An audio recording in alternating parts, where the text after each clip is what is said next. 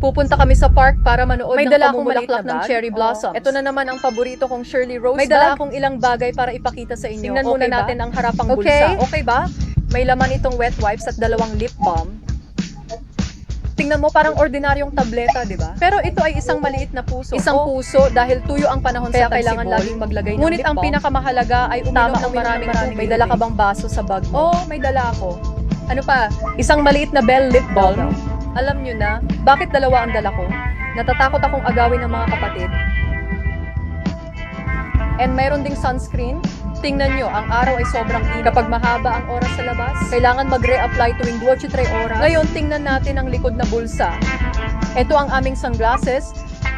Pink na pink, sobrang cute. May dala akong baso dahil mainit Kaya ang hindi panahon. na kailangan ng thermos. At ito, ang bag na ito, alam nyo ba, kasi ito ay para sa eye mask. At sa tingin ko maganda ito. Kaya dinala ko ito. May dala akong ilang band-aid at iodine swabs. So tingnan mo, ito ay naka-individual na kaya madali itong dalhin. Dahil pupunta ka sa park kung sakaling may mga aksidente para sa seguridad. Masyado kang maingat. So meron ding alcohol swab para sa paglilinis ng mesa habang kumakain.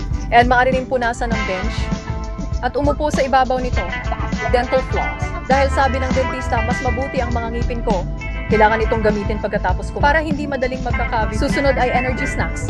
Ang ice candy ay paborito kong kinakain. At meron akong peach flavor. At grape flavor din, kasi medyo mainit na ngayon sa tagsibol. Makakatulong ito sa iyo na magpalamig at mag-refresh. At para sa cravings. Oh, sorry. At sa wakas, ang aking cellphone. Isipin mo, kapag nakita mo ang magandang tanawin sa parke, maaari kang kumuha ng larawan o mag-selfie. Ito ang mga bagay na dadalhin ko sa spring outing. Kayo pareho ba tayo?